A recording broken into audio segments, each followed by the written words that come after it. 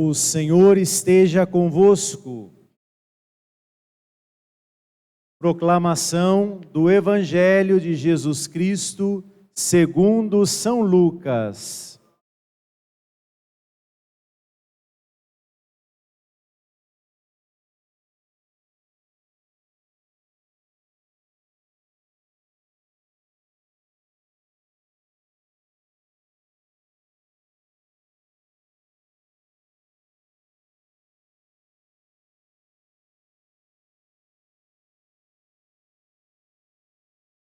Muitas pessoas já tentaram escrever a história dos acontecimentos que se realizaram entre nós, como nos foram transmitidos por aqueles que desde o princípio foram testemunhas oculares e ministros da palavra. Assim sendo, após fazer um estudo cuidadoso de tudo o que aconteceu desde o princípio, também eu decidi escrever de modo ordenado para ti, excelentíssimo Teófilo. Deste modo, poderás verificar a solidez dos ensinamentos que recebeste. Naquele tempo, Jesus voltou para a Galiléia com a força do Espírito, e sua fama espalhou-se por toda a redondeza. Ele ensinava nas sinagogas, e todos o elogiavam. E veio à cidade de Nazaré, onde se tinha criado. Conforme seu costume, entrou na sinagoga no sábado e levantou-se para fazer a leitura. Deram-lhe o livro do profeta Isaías. Abrindo o livro, Jesus encontrou a passagem em que está escrito: O Espírito do Senhor está sobre mim, porque Ele me consagrou com a unção para anunciar a boa nova aos pobres, enviou-me para proclamar a libertação aos cativos, aos cegos, a recuperação da vista, para libertar os oprimidos e para proclamar o ano da graça do Senhor. Depois ele fechou o livro e entregou-o ao ajudante e sentou-se. Todos os que estavam na sinagoga tinham os olhos fixos nele.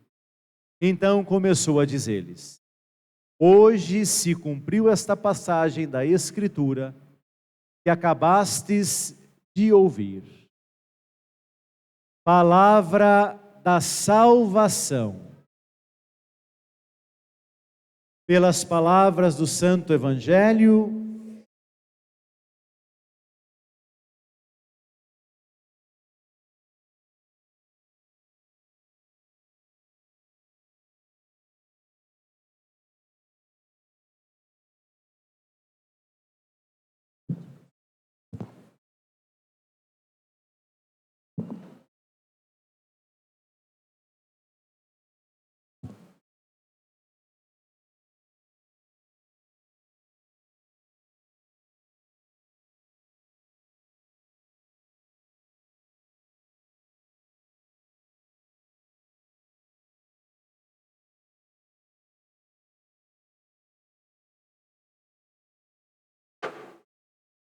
Foi o Senhor quem me mandou boas notícias a anunciar.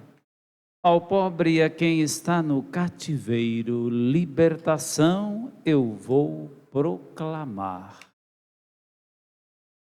Queridos confrades, Padre Lucas, Padre Kleber, Padre Moacir, amados irmãos e irmãs em Cristo Jesus, também saúdo a quem está nos acompanhando em nossas redes sociais, a nossa saudação também especial a você, que nos acompanha aqui diretamente do Santuário São Benedito, na paróquia Nossa Senhora Mãe da Igreja, em Taubaté.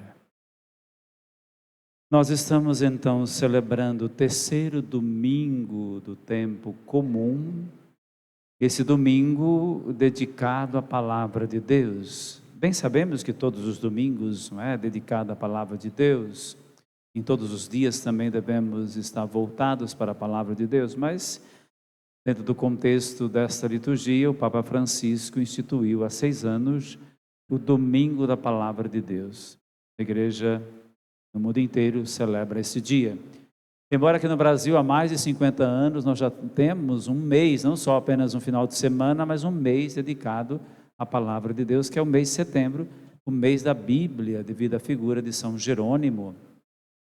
Então, devido à figura dele, então nós temos aí o mês da Bíblia aqui no Brasil, que é um mês então muito bonito também se viver, né, no sentido de se voltar mais e valorizar mais a palavra de Deus. Nós nos textos bíblicos desse terceiro domingo do tempo comum, temos, né, verdadeiras liturgias voltadas à palavra. Neemias, no texto de Neemias e Esdras, realiza uma belíssima liturgia, com toda uma ritualidade, com todo o envolvimento das pessoas, aquilo que realmente se deve ou deve ser uma liturgia e uma valorização da palavra de Deus. Era necessário retomar a lei, já que o povo estava voltando, né, para Jerusalém e precisava reafirmar a aliança com o Senhor. A aliança essa quebrada. E não era a primeira vez, logicamente, que essa aliança foi quebrada, mas Deus, como é sempre paciente, renova constantemente a sua aliança com aquele povo e também conosco. Assim como eles também tinham as suas infidelidades, as suas quebras, nós também temos as nossas. E o Senhor sempre retoma a aliança. Então, a leitura do livro da lei, longamente lido, né, desde o amanhecer até o meio-dia, lido para homens, mulheres e todos aqueles que já tinham condições de entender, de compreender a palavra. Essa palavra, então, foi sendo lida e à medida que ela ia sendo lida, as pessoas iam vendo a distância que estavam desta palavra. E por isso muitos, diz o texto, que choravam por causa dessa distância entre o anúncio e a vida, entre o viver realmente a mensagem da lei, a mensagem da palavra. Ouvimos também que está muito ligado o texto hoje de São Lucas, nós estamos aí no ano C da liturgia, o São Lucas é o evangelista deste ano, e temos então, ele primeiro um prólogo, né, do seu texto, depois nós estamos no primeiro capítulo, tem aí o prólogo, depois pulamos para o quarto capítulo, e aí começa também, apresenta para a gente uma liturgia na sinagoga. Enquanto Neemias era a praça, né, como disse o texto, numa praça, aqui é na sinagoga. Como era de costume, Jesus ia todos os sábados à sinagoga, como diz assim o texto, e lá então ele faz a leitura do profeta Isaías. E nesta leitura, Jesus então apresenta o seu programa de vida. Primeiro mostra a sua identidade. Ele é o ungido do Senhor, como diz o texto hoje. Ele é ungido do Senhor. Ou seja, ele é o Messias. A palavra ungido do Senhor, a palavra é essa, Messias, o Cristo, Christos em grego. Ele é ungido do Senhor. Por isso nós somos também ungidos do Senhor, porque somos chamados de cristãos. Cristão, cristã é alguém ungido do Senhor. Então, nós também somos ungidos do Senhor. Então, a identidade de Cristo também, de alguma forma, presente em nós. Que somos, como diz São Paulo, o corpo de Cristo. Hoje, no texto da primeira carta de São Paulo, no capítulo 12. Somos esse corpo, formamos o corpo do Senhor. Então lá Jesus mostra a sua identidade e fala do seu programa de vida. Está voltado para 4 categorias, diz o texto hoje, como nós ouvimos. Que categorias são essas? Presente inclusive no texto da profecia de Isaías. Os pobres, os cativos, os cegos e os oprimidos. Essas 4 categorias as quais Jesus quer, de modo especial, se ocupar. Não que ele não possa se ocupar de outras pessoas, como o Evangelho nos mostra claramente que ele se ocupou de outros grupos, lógico, mas dentro do seu programa de vida, ele vai privilegiar esses 4 grupos. E o que veio fazer Jesus ao se dirigir especialmente a esses 4 grupos? Trazer para eles a liberdade. Isso é muito importante no contexto cristão, no contexto do anúncio de Jesus, do Evangelho. Trazer a liberdade, trazer a luz, como ele diz, né? Os cegos que irão enxergar de novo, então trazer a luz. Ele, como de fato é a luz da nossa vida, a luz do mundo, e depois trazer a graça de Deus. Quando ele fala do ano da graça do Senhor, que é o ano jubilar. Então, para estes grupos e para todos nós, o Senhor veio trazer liberdade, luz e graça. Então devemos, irmãos e irmãs, estarmos abertos para abraçar esse projeto de vida de Jesus e viver em nosso cotidiano, nosso dia a dia. A tarefa de Jesus é a nossa tarefa. Nós também devemos ajudar, sermos ajudados nesse processo de libertação, de iluminação e de estar permeado pela graça, ajudar outros tantos também a fazer esse mesmo caminho, esse mesmo processo. Isso é tarefa de cada um de nós que somos ungidos. Fomos ungidos no nosso batismo, no dia do nosso batismo, e ungidos também na nossa crisma, confirmando a graça batismal.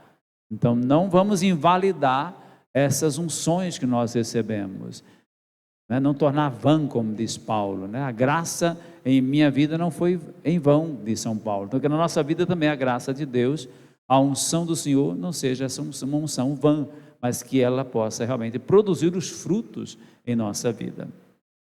E tudo isso também se dá mediante a nossa acolhida da palavra, quando nós devemos tê-la em nosso cotidiano, nosso dia a dia.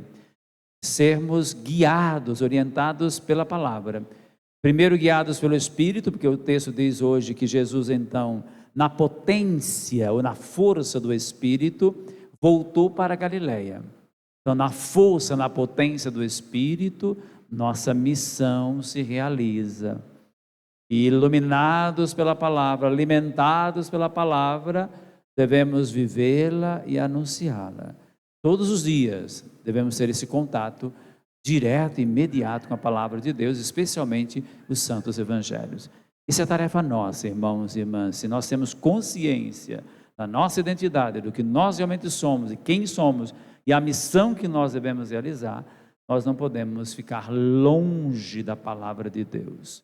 Não podemos, de alguma forma, impedir a ação do Espírito em nossa vida, mas devemos nos guiar, nos deixar guiar e orientar no poder, na potência do Espírito de Jesus e abraçar o seu projeto de vida.